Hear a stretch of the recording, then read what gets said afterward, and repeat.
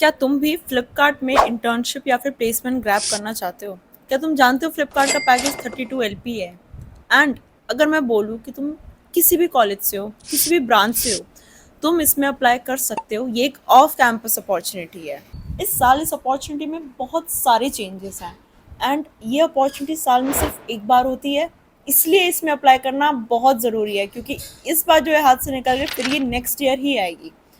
Hi guys, welcome back to my YouTube channel. My name is Nancy Solanki and in today's video we are covering everything about Flipkart Grid. कैसे पढ़ाई करनी है, कौन कौन eligible है, perks क्या क्या है फ्लिपकार्ट में होने के, और भी बहुत सारी अमेजिंग चीज़ें। सबसे पहले बात करते हैं एलिजिबिलिटी क्राइटेरिया की। कौन कौन से बैचेस एलिजिबल हैं। अगर आप 2026 में पास आउट हो रहे हो या फिर 27 में, 28 में या फिर 29 में, तो आप इसमें अप्लाई कर सकते हो। यानी फर्स्ट ईयर से फाइनल ईयर के स्टूडेंट्स हर कोई इसमें अप्लाई कर सकता है। उन्हें बस एक कॉलेज में रजिस्टर्ड होना चाहिए और वो जो डिग्रीज परस्यू करेंगे वो होगी या तो बीटेक या फिर एमटेक या फिर डुअल डिग्रीज। इन डिग्रीज में हो और आप फर्स्ट से फाइनल ईयर में हो तो आप इसमें अप्लाई कर सकते। आप लोगों को इस प्रोग्राम में इंडिविजुअली ही रजिस्टर करना होगा। रजिस्टर करने के बाद एक चीज़ का मैं बोलूँगी, एक चीज़ जो तुम्हें नहीं करनी, मल्टीपल आईडी से अप्लाई नहीं करना ये सोच के कि इससे मेरे चांसेस ज़्यादा बढ़ जाएंगे, क्योंकि तुम्हारा जो अगला राउंड है वो एक स्क्रीनिंग बेस्ड राउंड है, वो रिज्यूमे बेस्ड शॉर्ट लिस्टिंग होगी उसमें। तो चाहे तुम मल्टीपल आईडी से करोगे तो कोई फ़ायदा नहीं है जब तक तुम्हारा रेज्यूमे एक सॉलिड रेज्यूमे नहीं है। तो अब चलते हैं नेक्स्ट राउंड। नहीं, इनफैक्ट ये फर्स्ट राउंड ही होगा, क्योंकि वंस यू रजिस्टर उसके बाद होगा शॉर्ट लिस्टिंग, उसे हम कहेंगे स्क्रीनिंग राउंड। स्क्रीनिंग राउंड में रेज्यूमे बेसिस पे तुम्हारी शॉर्ट लिस्टिंग होगी। अब क्योंकि ये एक प्रोडक्ट बेस्ड कंपनी है, डीएसए सबसे ज़्यादा इंपॉर्टेंट है। अपने रेज्यूमे में जितना भी तुम्हारे पास डीएसए का मेट्रिक है वो सब कुछ उसमें डालना, चाहे वो गीक्स फॉर गीक्स की प्रोफाइल हो, लीड कोड की प्रोफाइल हो, कोड शेफ, कोड फोर्सेस की रेटिंग हो, सब कुछ अपने रेज्यूमे में ज़रूर डालना। अगर प्रोजेक्ट्स बना रखे हैं डीएसए के राउंड तो उनको ज़रूर डालना। उससे तुम्हारे शॉर्टलिस्ट होने के चांसेस बहुत बहुत ज़्यादा बढ़ जाते हैं। अपना रेज्यूमे का टेम्पलेट एकदम फॉर्मल रखना है, ज़्यादा कैनवस, ज़्यादा पिक्चर विक्चर नहीं लगानी है, क्योंकि एटीएस इन चीज़ों को नहीं पकड़ पाता तो तुम्हारी इंपॉर्टेंट चीज़ें स्किप हो जाएगी। ग्रामर मिस्टेक नहीं होनी चाहिए कि तुमने डेटा स्ट्रक्चर्स एंड एल्गोरिथम की स्पेलिंग मिस्टेक ही कर दी। जो मेन चीज़ है वो एटीएस पकड़ ही नहीं पाएगा एंड तुम्हारा रेज्यूमे हट जाएगा। अपनी एजुकेशन को बहुत अच्छे से डिस्क्राइब करना है कि तुम कौन से कॉलेज में हो, कौन से ईयर में पास आउट हो गए और तुम्हारी सीजीपीए क्या है। इन सब के ऊपर मैंने डिटेल में एक बहुत ही अच्छी वीडियो बना रखी है recently, how to make an ATS friendly resume.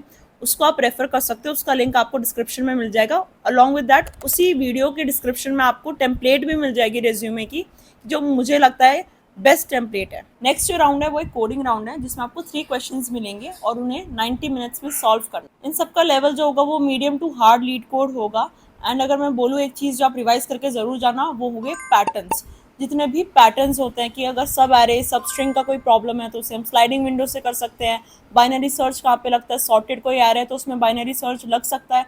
ये जो चीज़ें होती हैं ना जिससे हम maximum number of question solve कर सकते हैं, उन पैटर्न्स को थोड़ा बहुत रिवाइज करके ज़रूर जाना, कि जब भी तुम क्वेश्चन पढ़ोगे ना तो तुम्हें एकदम से क्लिक हो जाएगा, अरे हाँ ये ऐसे है। इसलिए इस चीज़ का रिविजन ज़रूर करना। जितने भी पैटर्न्स होते हैं कोडिंग के उनको ज़रूर रिवाइज करके जाना कि कैसे कैसे प्रॉब्लम स्टेटमेंट में कौन कौन सा एल्गोरिथम लगता है। जो भी स्टूडेंट्स इस राउंड को क्लियर कर लेंगे वो नेक्स्ट राउंड में जाएंगे।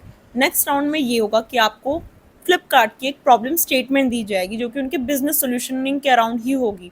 ई कॉमर्स समथिंग रिलेटेड आपको कोई प्रॉब्लम स्टेटमेंट दी जाएगी जिसको आपको बैठ के सॉल्व करना है। You can use chat GPT और there so many AI tools जिनको यूज़ करके आप कोड कर सकते हो एंड उस चीज़ को बिल्ड कर सकते हो। इससे आपको ये पता चलेगा, like the thing is you have to solve the problem as soon as possible.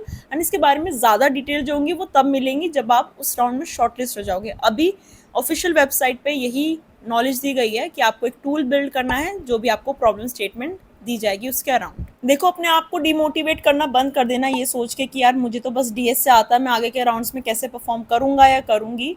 अगर तुम डीएस से कर पा रहे हो तो मुझे लगता है डेवलपमेंट तुम्हारे लिए बहुत आसान है, क्योंकि तुम अपने ब्रेन को प्रॉब्लम सॉल्विंग के लिए ट्रेन कर चुके हो। अपने आप को ये मत सोचना कि कैसे होगा, पैनिक नहीं होना है, बहुत ही आराम से हो जाएगा। इतने एआई टूल्स या चैट जीपीटी तुम्हें सब कुछ समझा ही देगा, कर्सर तुम्हारी हेल्प करेगा कोड करने में। And I think in technology को यूज़ करके तुम बहुत आराम से बिल्ड कर लोगे। सिर्फ कुछ दिनों का और हार्ड वर्क और जब तुम्हें फ्लिपकार्ट में प्लेसमेंट मिल जाएगी, यू विल थैंक योरसेल्फ। इस राउंड के बाद टॉप 48 कैंडिडेट्स को बैंगलोर बुला जाएगा फ्लिपकार्ट के हेडक्वार्टर्स में। वहाँ पे जाके आप सबकी 4-4 में टीम्स डिवाइड हो जाएंगी एंड आपको जो आपने प्रॉब्लम स्टेटमेंट लास्ट राउंड में सॉल्व किया है उसके ही अराउंड आपको एक प्रोटोटाइप बिल्ड करना होगा एंड जूरी को एक लाइव डेमो देना होगा अपनी टीम के साथ।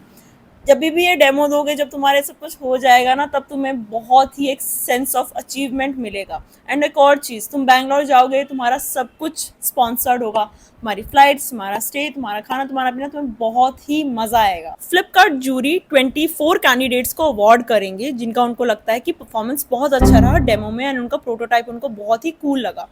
अगर मैं बोलूँ 24 कैंडिडेट्स कैसे, देखो 6 teams will be awarded, 6 into 4, क्योंकि हर टीम में 4 मेंबर्स हैं, तो 24 candidates and initially 48 candidates Bangalore आए हैं, 24 को अवार्ड्स मिलेगा। तो ये सोचो कितने ज़्यादा हाई चांसेस हैं कि तुम ये जीत जाओ।